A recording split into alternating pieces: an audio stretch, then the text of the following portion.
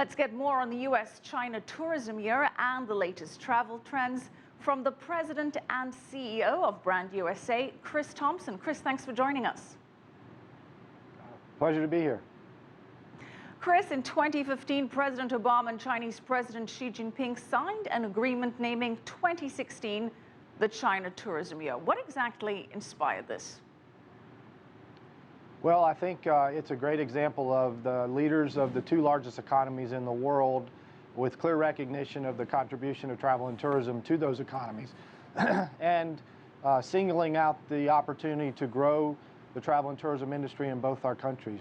As it relates to China and the U.S., China is the largest outbound tourism market in the world, and last year over 100 million Chinese traveled around the world, and the U.S. is the largest long-haul market for Chinese travel. So great potential. We look at the population, and there's 1 billion adult Chinese citizens, and that's nearly three times the population of the United States. And when we've done research, 60% of them say that their aspirational destination is the United States. So this year of tourism, which we kicked off last night, officially, is the opportunity for us to look how we grow the travel and tourism industries going both ways. Chinese traveling to the U.S., U.S. Right. Traveling to the Chinese, working with the travel trade, and then our message is direct to consumers. As was said earlier, China's already, go ahead. So Chris, what does this effort to increase travel between China and the U.S. actually involve then? So it's really three areas. It's to educate, to promote, and then to share. And so we want to find ways to continue to be able to promote our destinations and the depth and breadth of what we have to offer, both U.S. to the Chinese and the Chinese to U.S.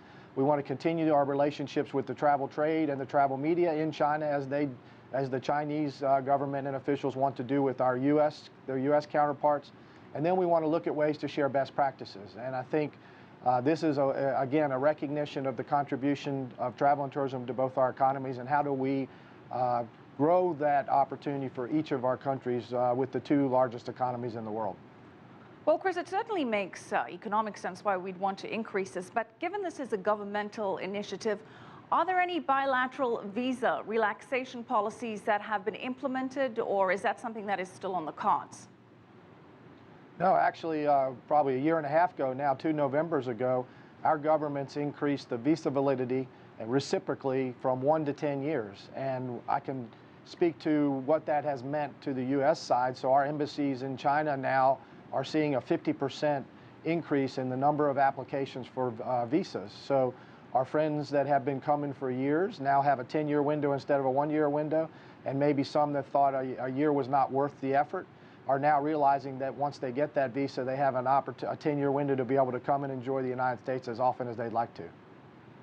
Well, and when they do come here and enjoy the United States, Chris, they used to prefer package and group travel deals, but they're moving away from that, right, to a more individual travel experience. Tell us more about that and what opportunities that presents.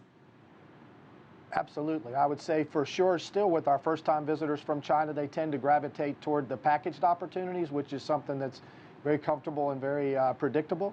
But those our friends from China that have been coming now for maybe years are really starting to adventure on their own. So they would need to still come through to and through the gateways, but they're looking for opportunities to really explore beyond the gateways. And this year in particular is the 100-year anniversary of our National Park Service. So we produced an IMAX film that will debut here in China, hopefully in the film festival here in Beijing.